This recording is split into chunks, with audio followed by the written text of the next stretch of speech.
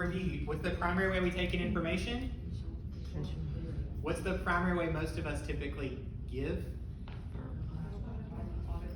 Yeah, we give a lot of verbal cues that's going to be taken in through the auditory system.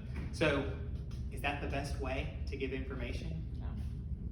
So, had anybody ever thought about that when we're talking to people? Do we just assume that they're taking in everything that we're giving them?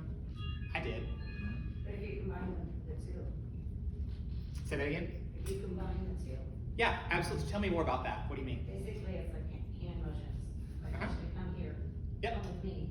We're gonna go to your room. Exactly. And usually if you say that, their room or their home, then they follow. Yeah, because in her example, did we know what she was saying?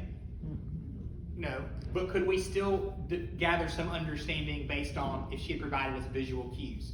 So to your example from earlier about bathing, so you may have no idea what I'm saying, but if you have a washcloth, or you have soap in your hand, or you demo, or point to the bathroom, do you think I'll still be able to possibly get it, even if I'm not processing any of those words? Yeah, absolutely. So I want everybody to again to think about a scenario where this may be in the past. Maybe you've been talking to someone and it didn't go the way you thought it should. Does everybody have one in their mind? Yeah. Yes? So now thinking about this, what would you have done differently? I don't know if there's anything you really did do. I mean, I talked to the residents, told them what I was doing. Showed Okay. them what I was doing. You showed them, okay? They were in the shower, but they, when you got near a certain part of the body, when you were telling them, Mhm. showing them, whatever, they got a little hostile side. A little hostile, okay? Yeah. So just kind of back off and like, just kind of rinse, just make sure it's rinsed really well and then get into a comfortable space. You did exactly right, and I want to hang on to that for later when we talk about about people getting hostile. We're going to talk about resistive behaviors a little bit later on, so let's put a pin in that because that's going to be a really good example for when we get there. Debbie?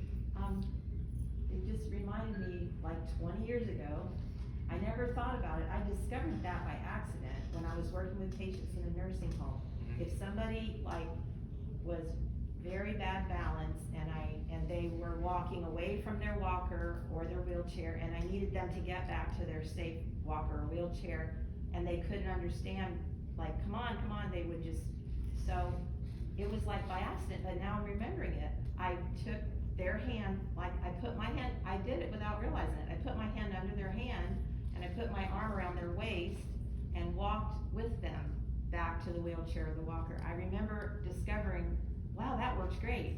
So I kept doing it, but I didn't know that this person There was science behind it. I know, it just worked, so I did it. Yeah, absolutely. Anybody else have anything they want to share?